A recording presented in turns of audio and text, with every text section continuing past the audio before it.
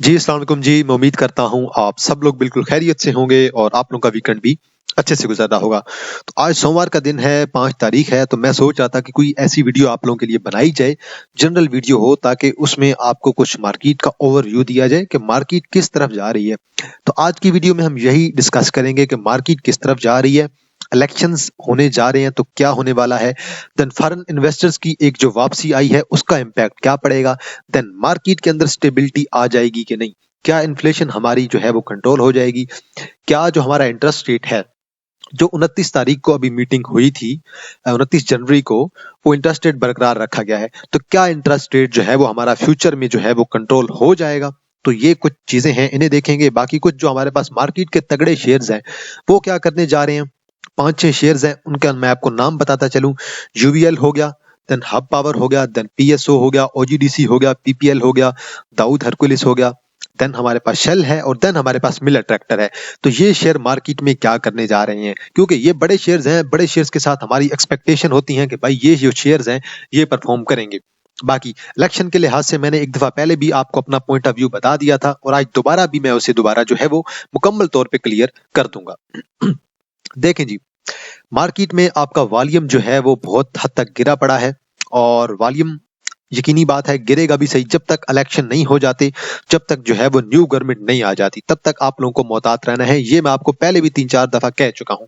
तो बहरहाल मार्केट जो है वो उम्मीद है कि 63,000 पे मूव कर रही है, मे बी मार्केट 64,000 की तरफ जा सकती है, लेकिन मार्केट इज स्टिल डेंजरस। वजह क्या है, मार्केट में वॉल्यूम नहीं है।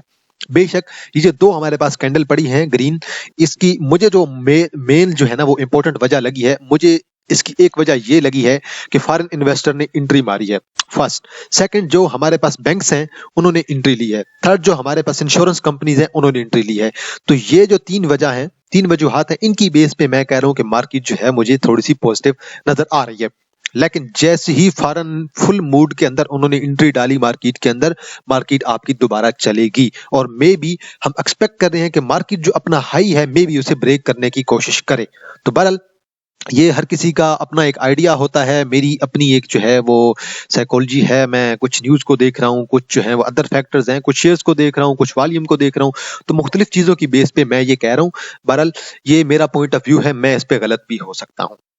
आगे चलते हैं जी और देखते हैं, कुछ मेरे पास न्यूज हैं उनको शेयर करेंगे कि वो न्यूज क्या कहती हैं। तो मैंने आप लोगों से एक इलेक्शन के बारे में बात की थी कि इलेक्शन पाकिस्तान में होने जा रहे हैं, तो न्यूज आपके सामने है। अब बिलावल साहब कह रहे हैं कि भाई जो है इलेक्शन में गड़बड़ जो है वो हो सकती है पीएमएलएन की तरफ से। बहरहाल ये ऐसे ही होता है हर दफा, चाहे पीएमएलएन हो, चाहे पीपल पार्टी हो या चाहे पीटीआई हो, सब ने ऐसे ही अपना जो है वो झंडे गाड़े हैं। तो बहरहाल होगा तो सही, ऐसा कुछ भी बिल्कुल नहीं होने वाला कि साफ शफाफ जो है वो इलेक्शन नहीं होने वाले हैं। जो 11 प्लेइंग फील्ड है वो नहीं मिलने वाली है, ना तो पीटीआई को मिलेगी मुकम्मल तौर पे, ना पीपल पार्टी को मुकम्मल तौर पे मिलेगी। तो बहरहाल अब जो है वो पीटीआई तो नहीं रही, बल्कि करंटली वो सारे आजाद हैं। तो इसलिए इस न्यूज की बेस पे एक तो बात क्लियर हो गया कि अब जो है वो नेक्स्ट गवर्नमेंट है वो ऑलमोस्ट जो है हमें जो है आहिस्ता आहिस्ता जो है वो ये साबित होता जा रहा है कि भाई पीएमएलएन जो है वो गवर्नमेंट में आने वाली है। तो एक चीज तो जो है वो फॉरेन इन्वेस्टर को भी कंफर्मेशन मिल गई है, आपको भी कंफर्मेशन मिल गई है। अब ये कंफर्मेशन अभी तक 100% नहीं है, कंफर्मेशन तब मिलेगी जब इलेक्शन सही से हो जाएंगे, खैर सलामती से हो जाएंगे और न्यू गवर्नमेंट जो है वो अनाउंस हो जाएगी। आगे चलते हैं जी और देखें जी क्या इन्फ्लेशन हमारी रुक पाएगी। इन्फ्लेशन देखें, करंटली इन्फ्लेशन को रुकने का कोई सीन नहीं नजर आ रहा, मुझे भी कोई ऐसी नजर नहीं आ रही कि महंगाई को रोका जा सके। महंगाई बिल्कुल आउट ऑफ कंट्रोल हुई पड़ी है, लेकिन जब न्यू गवर्नमेंट आएगी, न्यू गवर्नमेंट नेक्स्ट जो है अपने अच्छे अच्छे स्टेप्स लेने की कोशिश करेगी। देखें गवर्नमेंट कोई भी आए, चाहे पीपल पार्टी हो, चाहे जो है वो पीएमएलएन आए, चाहे कोई और आ जाए, जमात इस्लामी आ जाए, मकसद उनका क्या होता है कि किसी ना किसी हद तक इन्फ्लेशन को रोका जाए और आवाम को खुश किया जाए। और अगर इन्फ्लेशन कम होगी देन आई थिंक एक पॉजिटिव इम्पैक्ट पड़ेगा हमारी मार्केट में। देखें जी नेक्स्ट साजगार। साजगार बेशक कोई शक नहीं है मार्केट का, जैसे कहते हैं एक पावा शेयर है, बिल्कुल ऐसी ही बात है, मार्केट का तगड़ा शेयर है, पावा शेयर है।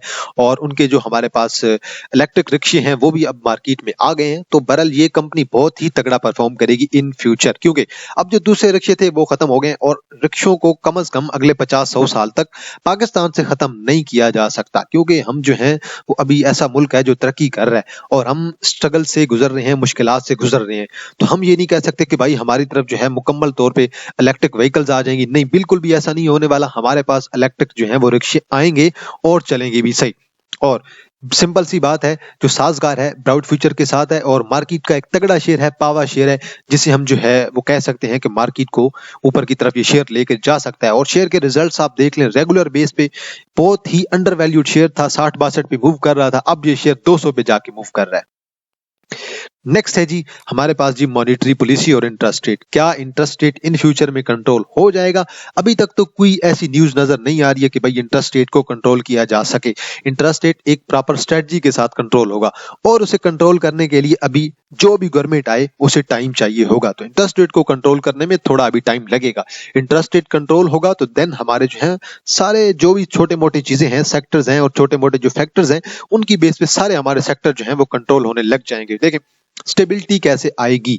जब तक इन्फ्लेशन है, महंगाई है, स्टेबिलिटी नहीं आने वाली। प्राइसेस रोज तो चेंज हो रही होती हैं, तो स्टेबिलिटी कैसे आएगी? इसलिए हमें पता ही नहीं चलता कब प्राइसेस पेट्रोल की बढ़ जाएं, कब गैस की कीमतें बढ़ जाएं, कब बिजली की कीमतें बढ़ जाएं। देन आती है जी इन्फ्लेशन, महंगाई। महंगाई बिल्कुल भी अभी कंट्रोल नहीं होने वाली है, स्टेबिलिटी बिल्कुल भी अभी नहीं आने वाली है। तो न्यू गवर्नमेंट आएगी, वो स्टेप्स लेने की कोशिश करेगी, देन कुछ ना कुछ हद तक वो कंट्रोल करने की कोशिश करेंगे। और जैसे ही वो स्टेप्स लेने की कोशिश करेंगे, फॉरेन इन्वेस्टर्स का जो है वो जो एक ट्रस्ट है, यकीन है, वो मजीद तौर पे बहाल हो जाएगा। और जैसे ही उनका जो है वो ईमान जो है, यकीन जो है मार्केट पे जो है वो एक किस्म का बहाल होगा, तो देन आपकी मार्केट जो है वो मजीद परफॉर्म करेगी। क्योंकि अभी भी कुछ ऐसे शेयर्स हैं जो मेरे ख्याल में अंडर वैल्यूड हैं, उन्हें मजीद ऊपर की तरफ जाना चाहिए। देन सर्कुलर डेप्ट है, सर्कुलर डेप्ट में देखें आपका ओजीडीसी आ रहा है, पीपीएल आ रहा है, एसएनजीपी आ रहा है, और देन आपका शेल है, पीपीएल है, पीएसओ है। तो ये सारे जो शेयर्स हैं आपके सर्कुलर डेप्ट के अंदर आते हैं किसी ना किसी हद तक। तो पावर सेक्टर भी किसी ना किसी हद तक आता है, तो इन सेक्टर्स को यकीनन जो है उस न्यूज से भी फायदा होगा। अब देखते हैं जी कुछ शेयर्स हैं फॉरेन इन्वेस्टर्स की एंट्री, उन मैंने आपको बता दी है, उन्होंने अच्छी एंट्री मारी है, उन्होंने बाइंग की है, और मजीद अगर वो बाइंग करेंगे, मार्केट के अंदर एंट्री डालेंगे इलेक्शन के बाद, तो देन आपकी मार्केट जो है वो मजीद परफॉर्म करेगी। बहरहाल करंटली मार्केट के अंदर मैंने आपको एक ही चीज बताई है जो मुझे डेंजरस लग रही है, वो है मार्केट का गिरता हुआ वॉल्यूम। अब देखें जी कुछ शेयर्स हैं, उन्हें देखने की कोशिश करेंगे कि वो शेयर्स हमें क्या कहते हैं। देखें जी मैंने अब यूबीएल को ओपन कर लिया है। अब लोगों की एक्सपेक्टेशन है कि भाई यूबीएल जो है वो मजीद जो है वो 220-30 की जो एक रैली है वो बना सकता है, और मार्केट का बड़ा शेयर है, इसमें कोई शक नहीं है। आप लोगों को इस पे जरूर नजर रखनी चाहिए। तो बहरहाल ये आप लोगों ने लाजमी देख लेने हैं, शेयर्स अच्छे शेयर्स हैं और इन पे आप लोगों ने अपना एनालिसिस लाजमी कर लेना है। देन देखिए जी हब है, और हब भी मार्केट का तगड़ा शेयर है। अब लोग एक्सपेक्ट कर रहे थे कि भाई इसे दोबारा जो है वो 140-50 का जो हाई है वो लगाना चाहिए, और लोगों ने इसके अंदर काफी इंटरेस्ट दी हुई थी, और टेक्निकली बड़ा अच्छा शेयर है, बड़ा स्ट्रॉन्ग शेयर है, और फंडामेंटल शेयर की बहुत अच्छे हैं जी। देन हमारे पास है जी दाऊद। दाऊद देख लें, ये दाऊद जो हमारे पास है जी एंग्रो वाले हैं, उनका ये शेयर है, और ये इन्वेस्टमेंट बैंक का इनका बहुत ही तगड़ा शेयर है, बहुत ही स्ट्रॉन्ग शेयर्स है, और इसके बारे में एक्सपेक्टेशन लोगों की यही है कि भाई इसे मजीद ऊपर की तरफ जाना चाहिए। अभी 110-20 पे मूव कर रहा है, 140-50 का इसे हाई लगाना चाहिए आराम से। तो देखें अच्छा शेयर्स हैं, अच्छे शेयर्स के अंदर लोग जरूर एंट्री लेते हैं और लोगों की एक्सपेक्टेशन भी होती है। देन हमारे पास देखिए जी पीएसओ है, और पीएसओ के बारे में जो न्यूज आ रही है आजकल कि उन्होंने भी एंग्रो के साथ दोबारा जो है वो एक प्रोजेक्ट स्टार्ट करने जा रहे हैं। देन हमारे पास जो गैस पाइपलाइन है, वो जो प्रोजेक्ट है उसमें भी वो शामिल होने जा रहे हैं, और देन कुछ पावर प्रोजेक्ट्स हैं वो भी इन्हें मिलने जा रहे हैं। मतलब कि पावर जो हमारे पास होते हैं, प्रोडक्शंस होते हैं, पावर प्लांट जो होता है वो भी इन्हें मिलने जा रहा है। तो लोगों की एक्सपेक्टेशन इनके साथ है। अब देखते हैं कि हमारा पीएसओ जैसा शेयर कहां पे जाता है। करंटली अगर देखें ये 216 पे मूव कर रहा है, सॉरी 216 का हाई लगा चुका है, और अब तकरीबन ये है जी 164 पे, और लोगों की एक्सपेक्टेशन शेयर से अच्छी है कि शेयर को 208, 210, 220, 30 में भी। अब कुछ जो है हमारे पास जो एकेडी वाले हैं, उन्होंने मेरे ख्याल में जो इसकी प्रिडिक्शन की है 240 की भी की हुई है। तो बहरहाल ये एंग्रो हो गया, आरिफ हबीब हो गया, तो मुख्तलिफ सिक्योरिटीज वाले हैं, उन्होंने शेयर्स की प्रेडिक्शन की हुई है, शेयर्स का टारगेट है उन्होंने बताया हुआ है। देन हमारे पास जी पीपीएल है, और देन इसके बारे में प्रेडिक्शन अच्छी है कि ये भी जो है ये मजीद जो है मार्केट के साथ ऊपर जा सकता है, और मे बी लोग कह रहे हैं कि 170-75 का ऐसे हाई लगाना चाहिए।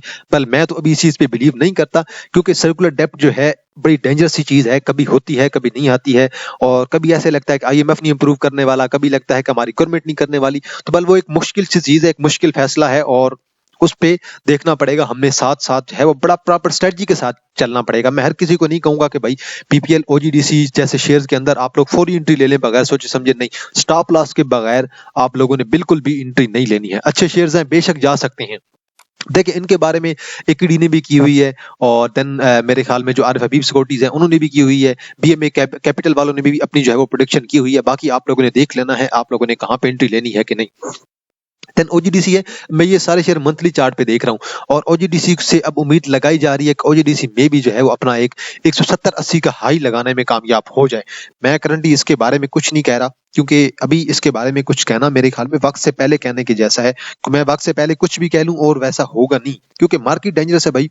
अब देखें, अभी कुछ चीजें हैं जो क्लेरिफाई होना लाजमी है। इलेक्शंस में कौन आएगा, इलेक्शन में कौन जीतेगा, प्राइम मिनिस्टर कौन बनेगा, किसकी गवर्नमेंट आएगी और किसके पास कितनी अक्सरियत होगी, ये चीजें बहुत जरूरी हैं। अगर फर्ज करें पीएमएलएन गवर्नमेंट में आ जाती है, उनके पास बहुत ज्यादा अक्सरियत ना हो, तो फिर क्या होगा? क्या उनकी गवर्नमेंट 2-3 साल से ज्यादा चल पाएगी?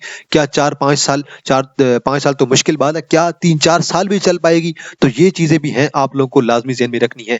क्या जो हमारे सहूलतकार हैं, सहूलतकार से मुराद यहाँ पे हमारी इस्टेब्लिशमेंट है, सीधी सीधी भाई, कोई झूठ या कोई ऐसी बात नहीं है, सीधी बात है, आर्मी वाले, एस्टेब्लिशमेंट वाले, क्या एस्टेब्लिशमेंट वाले 5 साल गवर्नमेंट को चलने देंगे? तो ये भी कुछ फैक्टर्स होते हैं जो कि आप लोगों को ज़हन में रखने चाहिए। तो बहरहाल आप लोग as a long term investment जब सोचेंगे तो देन ये चीजें आप लोगों को सोचनी पड़ती हैं।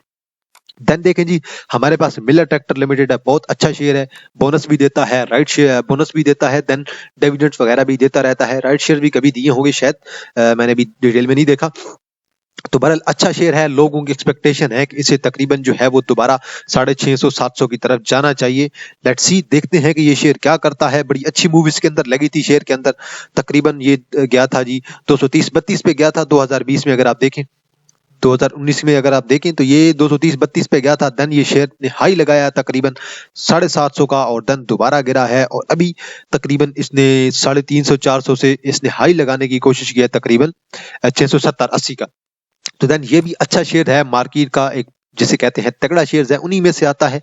देन हमारे पास शेल है, यकीन शेल बहुत ही अच्छा शेयर है, ये हमारे पास ऑयल एंड गैस सेक्टर में आ जाता है, इनके पेट्रोलियम पंप्स हैं बहुत ज्यादा, और अभी तक शेल के अंदर एक बुलिश मूव नहीं आई है। शेयर के अंदर अगर बुलिश मूव आएगी तो शेयर आपको सीधा साधा जो है वो 300-400 की तरफ जाता हुआ दिखाई देगा। अब इस शेयर से भी लोगों की एक्सपेक्टेशन है कि भाई पहले इस शेयर को जो है वो अपना एक 200 का हाई लगाना चाहिए, और 200 के बाद 230-40 का। बहरहाल ऐसी चीजें अभी कहना कि भाई ऐसा हो जाएगा, बिल्कुल भी मैं नहीं कहूंगा, क्योंकि ये चीजें टाइम से पहले बिल्कुल भी नहीं कही जाती, क्योंकि कुछ चीजों की जब तक आपको कंफर्मेशन ना हो जाए, क्लैरिफिकेशन ना हो जाए, आप लोग उस पर अमल नहीं करते, आप लोग उसे फोकस नहीं करते हैं। अगर आपने एंट्री लेनी है जरूर लें, बेशक लें, उसे अपने जेन में रखें, स्टॉप लॉस को अपना जेन में रखें। लेट्स सपोज मैं अगर किसी भी शेयर के अंदर एंट्री लूंगा, अच्छे शेयर्स के अंदर, बेशक फंडामेंटली स्ट्रॉन्ग शेयर्स भी हो, मैं उसके अंदर जरूर अपना स्टॉप लॉस एडजस्ट करूंगा। वजह क्या है? जब मार्केट गिरती है तो मार्केट ये नहीं देखती अच्छे शेयर्स हैं कि बुरे शेयर्स हैं। पेनी शेयर्स तो चुटकी में गिरते हैं, पेनी शेयर्स का आप हाल देख सकते हैं, और पेनी शेयर तब चलते हैं जब मार्केट के अंदर जो है वो वॉल्यूम आ रहा होता है और मार्केट एक बुलिश मूव के अंदर जा रही होती है, जबकि आपके फंडामेंटल शेयर्स होते हैं वो आपको बड़ी अच्छी मूव देते रहते हैं। तो आगे आप लोगों ने देख लेना है, आप लोगों ने किस शेयर पे फोकस करना है, किस पे नहीं करना है। मैंने सिर्फ आपको कुछ फैक्ट्स बताए हैं, मैंने कोई आपको अपनी तरफ से रिकमेंडेशन नहीं दी है। एंड पे जी मैं अनाउंसमेंट करता चलूं अपने प्रीमियम स्विंग्स ग्रुप की। अगर किसी ने ज्वाइन करना है तो आप लोग ज्वाइन कर सकते हैं। 12 से 15 कॉल्स जो होती हैं ग्रुप के अंदर होती हैं स्विंग्स की, देन जो होती हैं वो इंटरडे और शॉर्ट कॉल्स भी होती हैं डेली की 3 से 4, देन इन्वेस्टमेंट कॉल्स भी शेयर के अंदर होती हैं। तो अगर आप लोगों ने ज्वाइन करना है, 1000 फीस है, बड़ी मुनासिब फीस है। ये नीचे मेरा व्हाट्सएप नंबर गिवन है 0316626537। अगर किसी ने ज्वाइन करना है तो आप लोग मुझे व्हाट्सएप करें, मैं आप लोग को अकाउंट की डिटेल वगैरह सारी जो है वो सेंड कर दूंगा, और आप लोग जैसे ही मुझे स्क्रीनशॉट सेंड करते जाएंगे मैं आप लोगों को ग्रुप में ऐड कर दूंगा।